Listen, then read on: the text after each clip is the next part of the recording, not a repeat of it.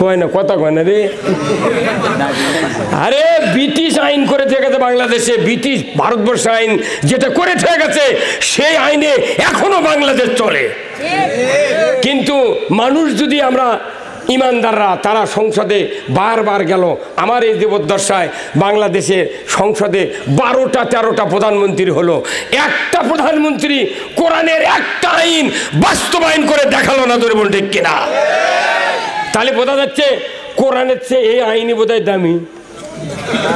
কত মানে গা কোরআন আসার পর সব আসমানি কিতাব মানসুখ, সব স্টপ। কথা কয় না রে। বাঙালি এত চালাক, এরা ব্যবসা করার আগে লাভের হিসাব করে। কি ভাই, ওই দোকান করবি দুপচাষে, ওই চিন্তা করেছি এত টাকার সিকিউরিটি, এত টাকার দোকান, এত টাকার ডেকোরেশন, আমার মাসে কত বিক্রি হবি, লাভ হবি কত। পরে কেউ যদি কয় বারে ব্যবসা তো করবে, বাকিটা কি শ্বাস হয়ে যাবি, ওই এই চিন্তা করে দোকানই করে না।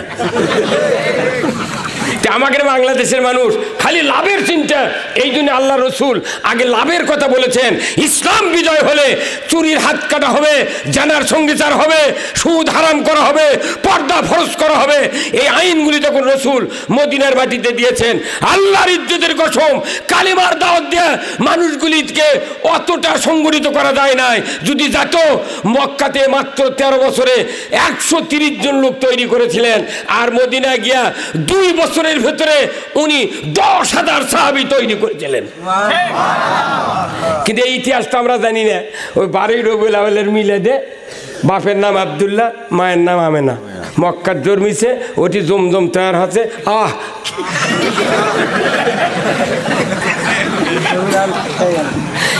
এর নাম মিলাদুন্নবী নয়, এর নাম 12 রবিউল আউয়াল নয়। 12 রবিউল আউয়াল হলো হাত কাটার আইন কায়েম করতে হবে। 12 রবিউল আউয়াল হলো আপনাকে জানার সঙ্গে সাথে আইন কায়েম করতে হবে। এটা আছে 5 পাস করছে, জানুয়ারি 1 তারিখে হাই স্কুলে ভর্তি হবি, কিন্তু ডিসেম্বরের 31 তারিখে ওই বেটাটা মরে গেছে। পরে গোসল করে কাপড় দিয়ে জুমে বলাকার মতো করে এলে হাই স্কুলে গেছে, কিংবা চেয়ারম্যান সাহেবের কাছে গেছে, যা বলছি চেয়ারম্যান সাহেব আপনি তো ভোটদান আছেন, তা আমার একটা বেটা আছে 17 বছর বয়স, আপনি তাকে নিয়ে ক্যানভাস করেন, আমার কোনো দাবি নেই, পাস আপনার করা লাগবে। এখন ভাই করছে তাহলে সেই বেটাকে নিয়ে আসেন, দেখবো কোথায় বেটা তো হাঁটতে পারে না, চলেন আপনার বৈঠকখানার বাইরে থুয়েছি। চেয়ারম্যান তখন হাউসে গেছে, বলে একটা মানুষ ক্যানভাসের পাওয়া মানে কি, যা দেখো আপনার বেটাকে কোথায় ভ্যানের উপর শুয়ে তুই দে, মানে সাদা কাপড় দেয়া বলা কাবানের ঠোঁচে, তখন কোথায় এডে আমার বেটাকে নিয়ে যান। চেয়ারম্যান যদি বিবেক থাকে, ওই বেটার বাবক 4 পাটি দাঁত ফেলে দিবি, বদমাইশ তুই মরা মানুষ লিয়ে আমার ক্যানভাস করার জন্যে। কথা কর, সারা জীবন আল্লাহর দেওয়া নিয়ামত খেলো। আমার আল্লাহ বললেন, ও পৃথিবীর মানুষেরা, তোমরা যদি জান্নাতে যেতে চাও, তাহলে একটা ফর্মুলা দিয়া জান্নাতে যেতে হবে। ধরে আল্লাহু আকবার। সেই ফর্মুলা আছে কোরআনে। সাল্লাল্লাহু ওয়া বারাকাতুহু। কেমন আছেন আপনারা? আছি ভাই, আলহামদুলিল্লাহ, আল্লাহ সুস্থ রেখেছেন। আসলে বক্তব্য কোরআন হাদিসের আমাকে বাংলাদেশে গতানুগতিক হয়ে গেছে, করা লাগে তাই, শোনা লাগে তাই শুনি। তো কোরআন এমন একটা কিতাব, এই কোরআন শুনলে অ্যাকশন হতে হবে। কিন্তু আজকে বাংলাদেশে দুঃখের বিষয়, কোরআন শুনলে, কোরআন বললে রিয়াকশন হয়। জোরে কেউ ঠিক বলে, বোঝেই না মনে হয় কথা। একটা ঔষধের অ্যাকশন আছে, রিয়াকশন আছে, কথা ঠিক কিনা? তাহলে কোরআন শুনলে অ্যাকশন হতে হবে, কিন্তু দুঃখের বিষয় আমার দেশে রিয়াকশন হয়। কি নো না, রিয়াকশন হলে প্রতিরোধ। নো, রিয়াকশন শব্দের অর্থ অপকার, কি? আর অ্যাকশন হলে এটা পজিটিভ অ্যান্সার, উপকার। উপকার আর অপকার পাশাপাশি পৃথিবীতে দুটা ভাষা, দুটা ওয়ার্ড আছে, ভালো মন্দ, সত্য মিথ্যে, আছে না নাই? অ্যাকশন রিয়াকশন, আলো অন্ধকার, চন্দ্র সূর্য, মুসলমান কাফের, কি মুনাফিক ইহুদি। আপনারা জানেন গত পরশুদিন ফেসবুকে একটা জিনিস দেখাচ্ছে, আমরা তো বহু লোক দোয়া করতেছি ফিলিস্তিনের জন্যে, ভাইও বললেন কথা। গতকালকে 2 দিন আগে হিটলারের নাম শুনেন আপনারা? এই ফেসবুকে একটা ছবি দিয়েছে, হিটলার 60 লক্ষ ইহুদিকে মেরেছিল, 60 লক্ষ। ওনার একটা বক্তব্য ফেসবুকে দেশে উনি বলে গেছেন যে আমি যখন 60 লক্ষ ইহুদি ধ্বংস করলাম তোমরা আমাকে দোষ দিলে, কিন্তু কয়েকটা বেসন আমি রেখে গেলাম, আমার কথা পরে মনে হবে। কি কথা কন? ওই যে কয়জন বেসন রেখে গেছিল হিটলার, সেই কয়জনই ফিলিস্তিনি বোমা মারতেছে। হ্যাঁ কথা কন? এত ফেসবুক ঘাটেন দিয়ে এটা জানেন না কা? আপনারা তো এগুলো দেখবেন, আপনারা দেখবেন ড্যান্সার, কি আসলটা দেখে না।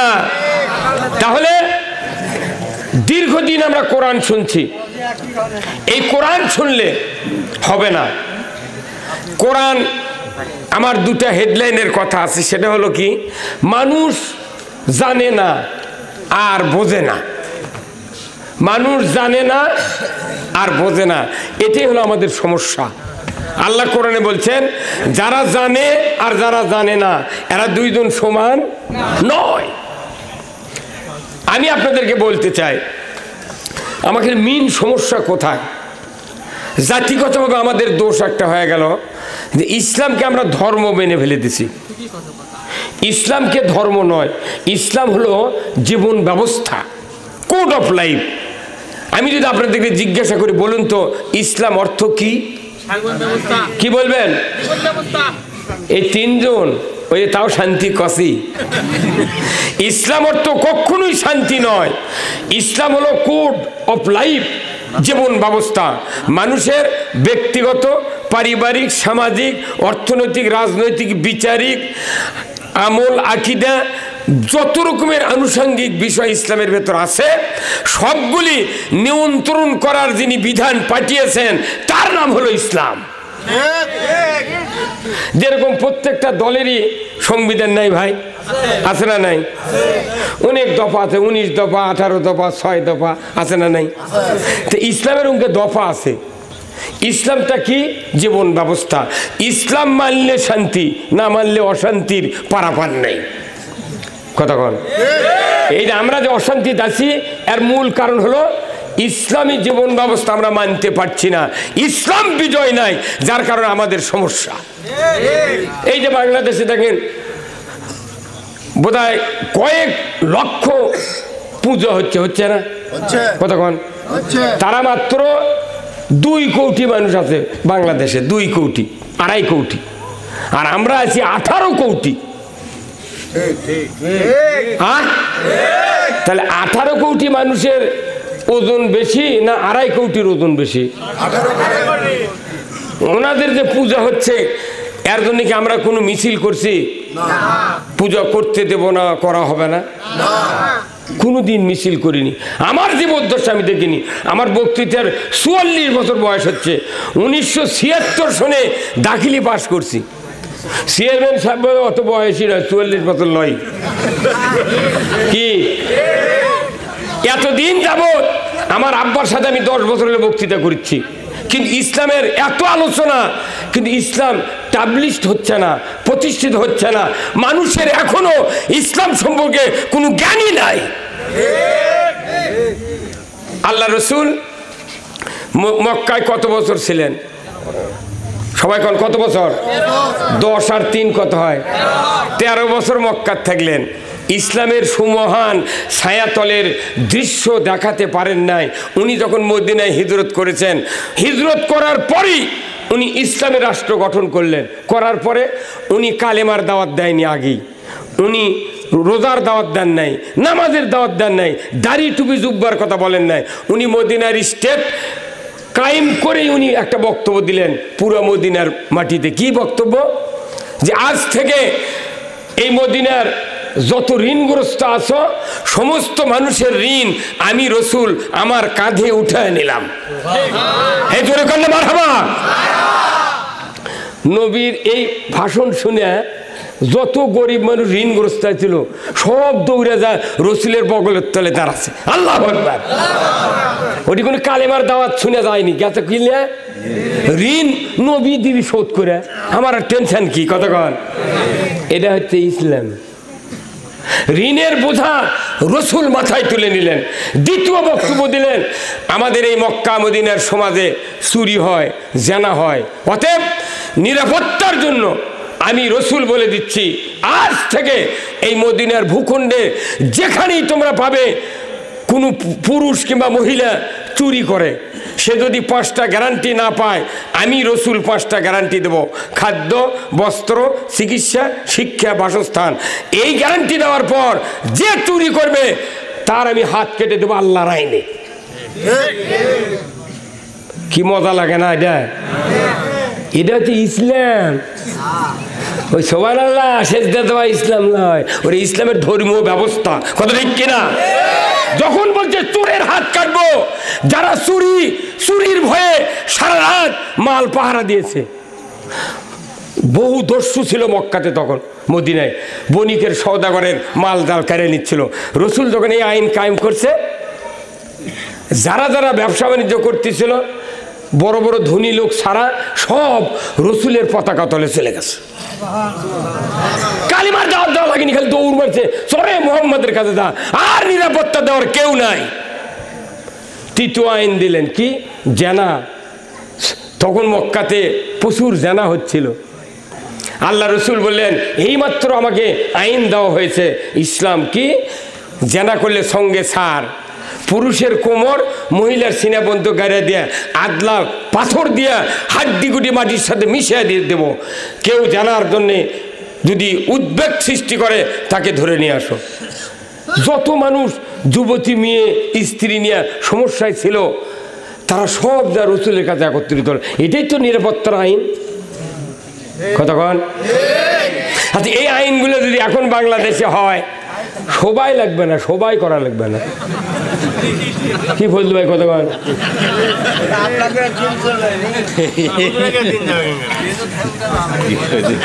আমি তো চাচ্ছি সভা বন্ধ হয়ে যায়। আমার কি, আমার মেয়েও আছে, করলে বেঁচে খাম। আপনার ভাবনা কি থাক? আপনি তো অবুঝ লোক, আপনি তো বোঝেন না, কোরআন বোঝেন না। মাথার টুপি আছে ঠিক, কিন্তু বুঝ নেই। এই ইসলাম না থাকার কারণে আজকের এই মাদ্রাসার জন্য হাত পাতা লাগতেছে। ইসলাম যদি বিজয় হয়, একটা হাফিজে মাদ্রাসার ছাত্র দরজার চাবি দিয়ে ভেতরে পড়ান লাগবে। তাছাড়া সবাই বলবি আমার বেটাক দাও, আমার বেটাক দাও। কারণ কি? সরকার আইন করবে হাফেজ হতে হবে, আলিম হতে হবে, তারপরে তুমি MA পাস করবে, প্রাইমারির চাকরি দেবো, তোমাকে অধ্যক্ষ বানাবো, প্রভাষক বানাবো, কিন্তু আগে হাফেজ হতে হবে। আর একজন হাফেজের বেতন হবে 1 লক্ষ টাকা। তখন গিয়ে মাদ্রাসার মানুষ পড়াবি। কথা কয় না রে? বাঙালি এত চালাক, এরা ব্যবসা করার আগে লাভের হিসাব করে। কি ভাই? ওই দোকান করবি দুপচাষে, ওই চিন্তা করেছি এত টাকার সিকিউরিটি, এত টাকার দোকান, এত টাকার ডেকোরেশন, আমার মাসে কত বিক্রি হবি, লাভ হবি কত। পরে কেউ যদি কয় বারে ব্যবসা তো করবে, বাকিটা কি দিয়ে শ্বাস হয়ে যাবি, ওই এই চিন্তা করে দোকানই করে না। আমাদের বাংলাদেশের মানুষ খালি লাভের চিন্তা। এই জন্য আল্লাহ রসুল আগে লাভের কথা বলেছেন।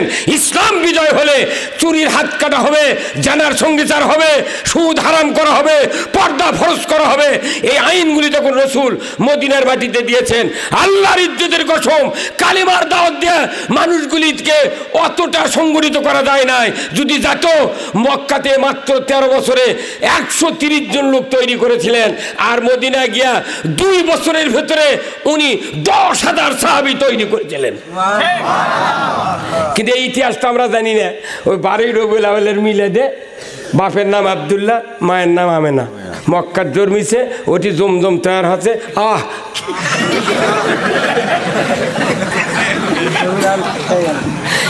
এর নাম মিলাদুন্নবী নয়, এর নাম 12ই রবিউল আউয়াল নয়। 12ই রবিউল আউয়াল হলো হাত কাটার আইন কায়েম করতে হবে। 12ই রবিউল আউয়াল হলো আপনাকে জানার সঙ্গে সাথে আইন কায়েম করতে হবে। আপনি কোন দিকে আছেন?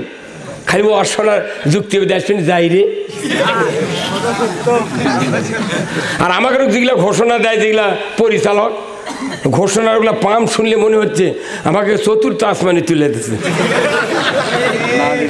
গতকালকে আমি মাহফিল করছি ভুরুঙ্গামারি স্থলবন্দর। আমার পেটের পাশে 100 গজ দূরে অমুসলিমের পূজার ঢোলক বাজাছে, আর 50 গজ দূরে আছে হলো ওই বিডিআর ক্যাম্প। ওখানে মাহফিল করে সারা রাত ফজর পড়ছি বাড়িতে এসে।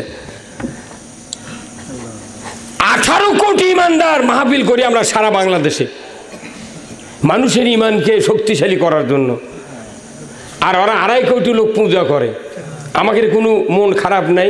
আমার দেশে রোজার পূজা একসাথে করে আমরা দেখিয়েছি, কথা ঠিক কিনা?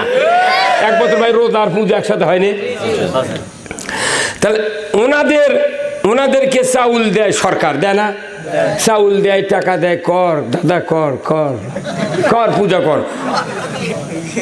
আমি দেখেছি তো ওরকম ওরা পাঞ্চিং করে। ওরা হচ্ছে 2.5 কোটি, ওর করে এতই সেবা।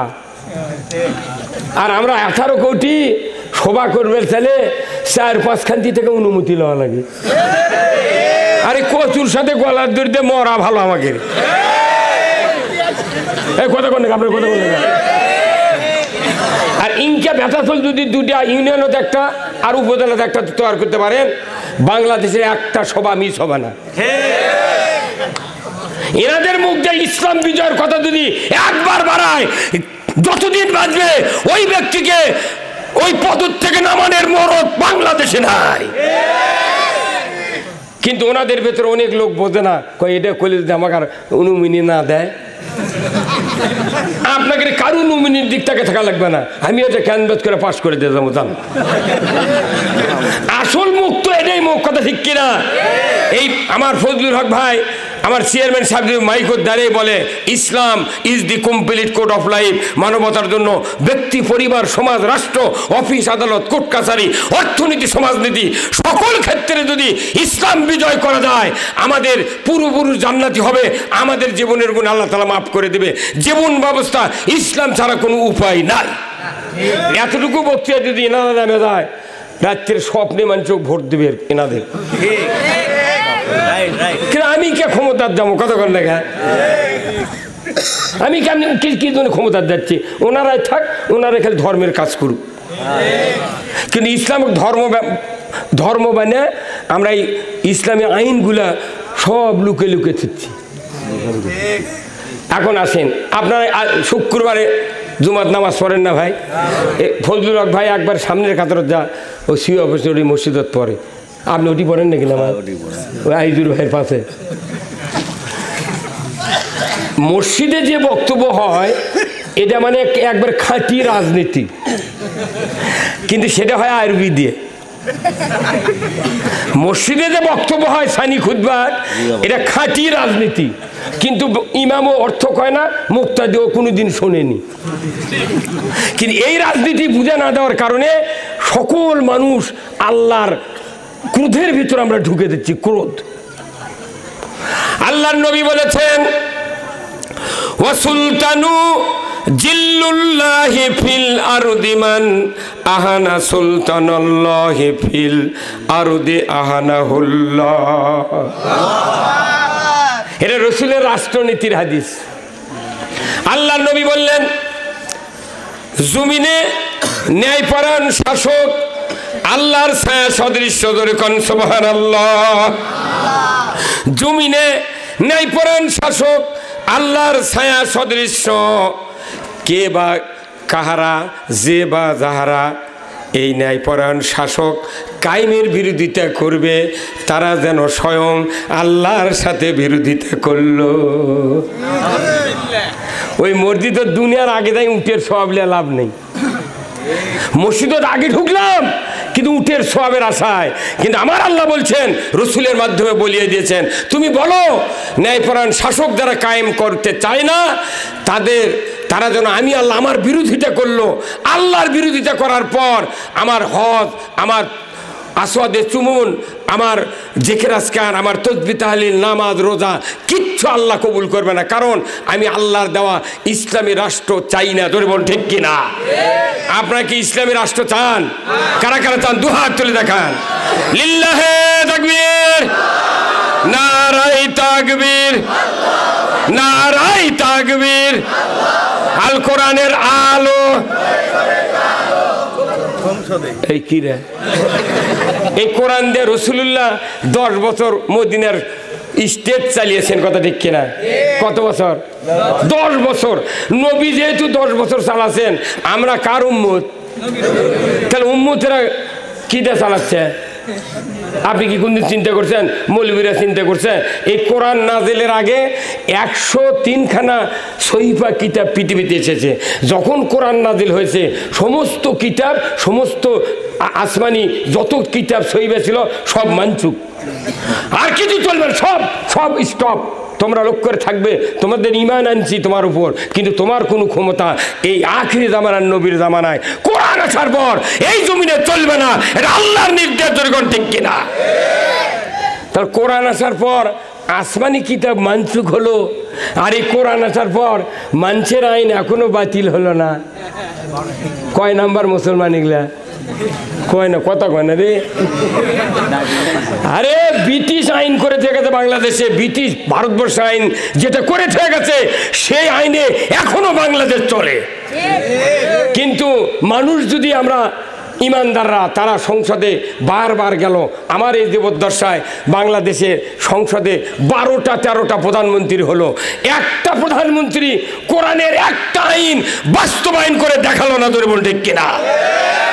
তাহলে বোঝা যাচ্ছে কোরআনের চেয়ে এই আইনি বোধহয় দামি। কত কয় না? কোরআন আসার পর সব আসমানি কিতাব মানসুখ, সব স্টপ। আর কোরআন আছে সমাজে, অথচ মানুষের আইন চলিচ্ছে। কি ভাই, এটা কি হচ্ছে? আমরা মনে করি যে মূর্তির সামনে বানিয়ে নমো নমো করলাম, সেজদা করলাম, তাই মুশরিক, শিরক করলো। আমরা মনে করি মাজারত যা চালো এটা শিরক করলো। এটা নয়, আসল শিরক আপনার আজই যা পড়বেন, কোরআন শরীফ রাত্রে যা পড়বেন, সূরা নিসা ফার্স্ট টু লাস্ট, সূরা নিসা পুরাটা পড়বেন। আমি আয়াতও বলবো না, আমি মানেও আয়াতের নাম্বারও বলবো না। আয়াত নাম্বার বলাতে দেখি খালি ওটাই পড়ে, আর কিন্তু পড়ে না। মানুষ এত শর্ট হ্যান্ডে গেছে যে কবরে মাটি দেওয়ার সময় যে বলা হয় মিনহা খলাকনাকুম ওয়া ফিহা নুঈদুকুম ওয়া মিনহা নুখরিজুকুম তারাতান নুকরা, এটাও মানুষ মুখস্থ করে একসঙ্গে ভাত খায় না। ওই মাদ্রাসার ওই ছাত্রগুলা গেতে চাই, তুই খারায় দেখো মিনা খলাকনাকুম ওয়া ফিহা নুঈদুকুম, মানে অটো মেশিনের মতো। কেমন দায় দায়িত্ব কি আমরা হুজুররা নিছি? কেন আপনি কেন এই কথাটা বুঝলেন না? কোরআন আসার পর পৃথিবীর যত বড় রাজা বাদশা হোক, কারো আইন চলার ক্ষমতা নাই। সূরা নিসায় আল্লাহ তাআলা বলছেন যে আল্লাহর আইন বাদ দিয়ে তারা মানুষের আইন মানে, এরা হলো 1 নাম্বার মুশরিক। তাহলে আমার দাড়ি টুপি জুব্বা দিয়ে কি হলো? লাভ আছে? আবার খুতবা যে পড়া হলো যে ন্যায়পরায়ণ শাসক আল্লাহর ছায়া সদৃশ্য, যারা ন্যায়পরায়ণ শাসক কায়েমের বিরোধিতা করে তারা যেন আল্লাহর বিরোধিতা করলো। ন্যায়পরায়ণ শাসক কে? তাহলে যারা কোরআন দিয়ে পৃথিবী চালাবে তারা হলো ন্যায়পরায়ণ শাসক। এই শাসক হলে সমাজে শান্তি আর শান্তি। এখন কোন তো আজ থেকে 1500 বছর আগে আল্লাহ রসুল যখন বিদায় হজের ভাষণ দিয়েছেন, এই যে আমার ভাই মসজিদে নোমের আরাফাতের ময়দানে ঘুরে যাচ্ছেন, মসজিদে নোমেরার বারান্দায় রসুল বিদায় হজে ভাষণ দিয়েছেন, তখন 1.25 লক্ষ সাহাবী দাঁড়িয়েছিলেন। ওই রসুল বলেছেন মসজিদে নববীর মিম্বরে, কি বলেছেন? খয়রুল কুরুনি কারুনি, খয়রুল কুরুনি কারুনি, আমার যুগই হলো সেরা যুগ। রসুল নিজে বলছেন আমার যুগ সারা যুগ, তাহলে সারা যুগ কি দিয়ে তৈরি করেছিলেন? হ্যাঁ, সবাই এখন কি দেয় হুজুর কন্যা? আপনি তাকে থাকেন কে খেলে কি দিয়া? কি দিয়া? কোরআন দিয়া। এটা কি অবিশ্বাস হয়? কয় বছর? 10 বছর। কত বছর? 10 বছর। তাহলে উনি বললেন খয়রুল কুরুনি কারনি। তাহলে কেন এই সমাজটা সারা সমাজ হলো কিভাবে? কোরআন দিয়া।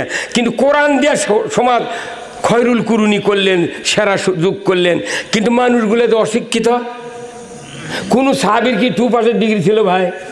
5 pass, IA pass, MA pass, BA pass ছিল? PhD, ডক্টরেট, FCPS, অধ্যাপক, প্রভাষক, আল্লামা, হাফিজাহুল্লাহ, কোনটা ডিগ্রি না এখন বাংলাদেশে? ওই সময় মূর্খ মানুষের সমাজ খয়রুল কুরুনি হলো কোরআন দিয়ে। আর এখন শিক্ষিত মানুষ হাজার হাজার, ঢাকার শহরে MA পাসের কমপক্ষে 20,000 লোক MA পাস করে দেয়, রিক্সা চালে খাচ্ছে, CNG চালাচ্ছে। আমাকে বগুড়া জেলার কমপক্ষে 20,000 CNG চলিচ্ছে আমাকে বগুড়া জেলার, তারা IE পাস, ম্যাট্রিক পাস। মসজিদে গেলে শিক্ষিত লোক, মাদ্রাসা শিক্ষিত, এত শিক্ষিত লোক, কিন্তু সমাজে শান্তি নাই। এটার কি কোনোদিন ইমামক কছেন যে হুজুর কারণ কি? কারু মাথা ব্যথা নেই, এটা খালি মাথা ব্যথা এই ভাইয়ের। এই ভাই আমার কাছে কইতে খালি মাথা ব্যথা, হুজুর কি হলো, এগুলো কীভাবে বাঁচবো? তাহলে তখন যে মূর্খ মানুষেরা যে সমাজ তৈরি করলো খয়রুল কুরুনি, কারণ কি? ওই মূর্খ মানুষ যারা আক্ষরিক লেখাপড়া ছিল না, খালি রসুলের কাছ থেকে শুনে শুনে তারা বিশাল জ্ঞানী হয়েছিল, কথা ঠিক কিনা? ওই মানুষগুলো ছিল কোরআনের আন্ডারে। আর এখন শিক্ষিত লোকের আন্ডারে আছে কোরআন, শিক্ষিত লোকের আন্ডারে কোরআন। আমি যা বলবো কোরআন তুমি সেই গতিতে চলতে পারবে, 1 ইঞ্চি এদিকও নয় ওদিকও নয়। তাহলে আপনি কেন বোঝেন না? আপনি সব বোঝেন। আমাদের দেশে যতগুলো জনপ্রতিনিধি আছে তারা যদি ইমানের পক্ষে যদি একটা কথা বলতেন যে আমরা ইসলামকে বিজয়ী একটা শক্তি হিসেবে দেখতে চাই, এটা বলা কি পাপ? হ্যাঁ, এটা কি পাপ? আল্লাহ রসুল বলছেন যে ব্যক্তি ইসলাম বিজয় চাবে এই ব্যক্তি নির্ঘাত জান্নাতি। ইসলাম বাংলাদেশে কায়েম হোক চাই না হোক, ইসলামের পক্ষে, বিজয়ের পক্ষে যারা কথা বলবে আল্লাহ তাদের জীবনের সব গুনাহ মাফ করে দেবে। আর এই ইসলাম বিজয় করে এত একটা কঠিন কাজ যে রোজাকে স্টপ করে দেওয়া হয়েছে, রোজা ছেড়ে দাও, যুদ্ধ করো। নামাজ পড়েনি রসুলের সাহাবী হযরতে হানজালা, নামাজ আদায় করেনি, ফরজ গোসল দেয়নি। উনি ওই ভোর রাতে হাম্মামখানার থেকে তরবারি নিয়ে উহুদের ময়দানে গেছেন। উনি কি কোনো মুফতির কাছে ফতুয়া লেবার গেছিলেন? হ্যাঁ, কতক্ষণ? সব জিনিস ফতুয়া দেওয়া হয় না, আবেগ দেওয়া হয়, বিবেক দেওয়া হয়। গোসল করলো না, ফরজ গোসল করলো না, ফজরের নামাজ পড়লো না, উহুদের ময়দানে যুদ্ধ করে শহীদ হতে ফেরেশতা দিয়া 4th আসমানে গোসল করে দিল আল্লাহ। এদিকে 4টিখানি ব্যাপার আপনি করছেন, আর আমাকে এদিকে করতে তুই আর দাঁড়িয়ে আবার নবী সালাম আলাইকে দাঁড়িয়ে দিস কে?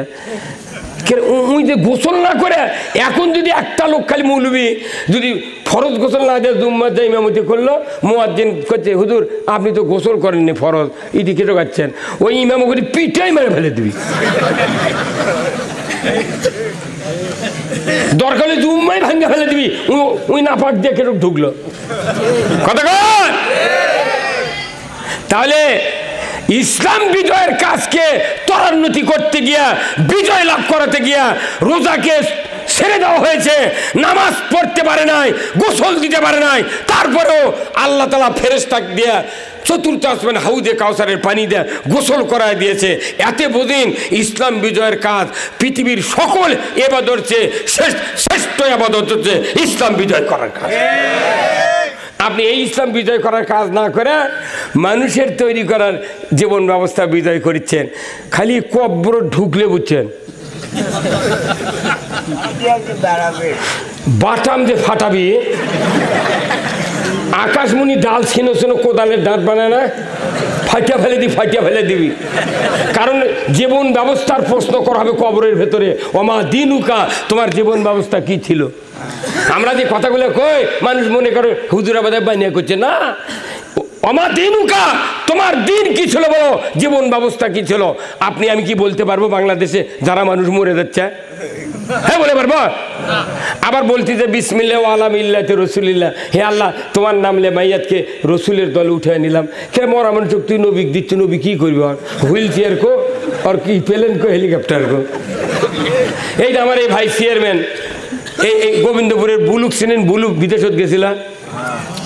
বুলুর বেটা ধরেন, একটা বেটা আছে 5 পাস করছে, জানুয়ারি 1 তারিখে হাই স্কুলে ভর্তি হবি, কিন্তু ডিসেম্বরের 31 তারিখে ওই বেটাটা মরে গেছে।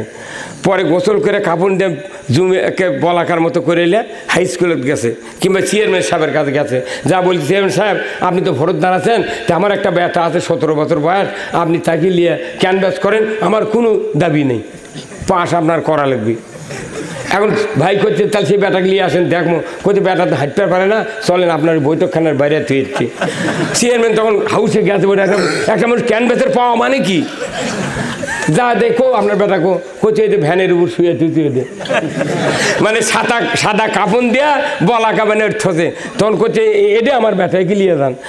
চেয়ারম্যান যদি বিবেক থাকে, ওই বেটার বাবক 4 পাটি দাঁত ফেলে দিবি, বদমাইশ তুই মরা মানুষ লিয়ে যাচ্ছে আমার ক্যানভাস করার জন্য। কথা কর, সারা জীবন আল্লাহর দেওয়া নিয়ামত খেলো। আমার আল্লাহ বললেন, ও পৃথিবীর মানুষেরা, তোমরা যদি জান্নাতে যেতে চাও তাহলে একটা ফর্মুলা দিয়া জান্নাতে যেতে হবে, ধরে আল্লাহু আকবার। সেই ফর্মুলা আছে কোরআনে, 6666 আয়াতের ভেতরে কিছু কম বাড়া থাকতে পারে, মাত্র একটা আয়াত হলো জান্নাতে যাওয়ার ফর্মুলা। আমার রসুল বলছেন এই ফর্মুলা অনুযায়ী যারা জীবন চালাবে না, নির্ঘাত তারা জান্নাতে যেতে পারবে না। ফর্মুলাটা কি? কুল ইন কুনতুম তুহিব্বুনাল্লাহ ফাত্তাবিউনি ইউহিব্বুকুমুল্লাহ ওয়া ইয়াগফিরু লাকুম যুনুবাকুম আল্লাহু গফুরুর রহিম। আমার আল্লাহ বলেছেন, নবী আপনি বলে দিন আপনার উম্মতদেরকে, তারা যদি আমি আল্লাহ আমাকে ভালোবাসতে চাই, সুবহানাল্লাহ, আল্লাহ আমাদের ভালোবাসা চায়। কি দয়ার আল্লাহ, বান্দা আল্লাহ ভালোবাসে কি সন্তুষ্ট করা যাবে? হ্যাঁ, আল্লাহ তো খুব ভালোবাসি, এটা করলে সন্তুষ্ট হবে না। আল্লাহ তার মাধ্যম দিয়েছেন কি, যদি তোমরা আমি আল্লাহ আমাকে ভালোবাসতে চাও তাহলে ফাত্তাবিউনি, তোমরা আমার নবীর অনুসরণ করো। রসুল নিজে বলেছেন ফাত্তাবিউনি, আমার তোমরা অনুসরণ করে ইত্তেবা করো। যদি ইত্তেবা করতে পারো, আল্লাহ আবার বলে দিলেন ইউহিব্বুকুমুল্লাহ, আমি রব্বুল আলামিন ওই বান্দা বান্দীদেরকে ভালোবাসবো। রসুলের অনুসরণ। আমি মনে করেন তালোয়ার থেকে তখন ঘুরেছি, আমি ধরেন আলতামনগর চিনি না, মথুরাপুর চিনি না, ওখানে বেলগড়া সাত্তার হাজির সোয়ামেল নাই ভাই, ওখানে আমি বললাম সাত্তার ভাই মথুরাপুর কোন দিক? উনি করছেন রুল ভাই এই দিক দিয়ে সোজা পশ্চিম দিক যান, আলতামনগর পরই মথুরাপুর। এটা উনি আমাকে ভালোবাসা নির্দেশ দিলেন, দিক নির্দেশনা যে এই দিক যান। হঠাৎ করে একজন লোক হুন্ডলে আসছে আপনাকে মথুরাপুর সবার। আমি বললাম ভাই আপনি কোথায় যাচ্ছেন? বলে আমি যাচ্ছি এই দিক মথুরাপুর। ভাই আমরা তো মথুরাপুর যাবো। তখন করছে আপনি আমার পেছনে পেছনে আসেন। এটা হলো অনুসরণ, কথা বলেন, এটা হচ্ছে অনুসরণ। আর যাই রাস্তা কয় এই দিকে যাও, ওটা হচ্ছে ভালোবাসা। তো নবীর ভালোবাসা দাড়ি টুপি জুব্বে দিয়ে নয়, নবীর ভালোবাসা পাগড়ি দিয়ে নয়। নবীর ভালোবাসা হলো নবী যা করেছেন, যা বলেছেন অক্ষরে অক্ষরে তা পালন করা। ইন্নাল উলামাউ ওয়ারাসাতুল আম্বিয়া, নিশ্চয় আলিমগুন নবীর ওয়ারিস। আল্লাহু আকবার। আল্লাহ রসুল আমাদের জন্য খুরমা খেজুরের বাগান, জমি সম্পদ, সোনা গহনা রেখে যান নাই। উনি রেখে গেছেন 2টা কিতাব, একটা হলো কোরআন আর একটা হলো হাদিস। কি ভাই কথা কিনা? আপনারা চৌমুনিতে বগুড়া যান না, বাছুরচেরা কোন গ্রামের বাছুরচেরা যান না? ওটি মাত্র আপনি বাস থামাইছে 10 মিনিট, আপনি বাসও উঠেছেন, হঠাৎ করে প্রস্রাবের চাপ হচ্ছে, ওই পাশে একটা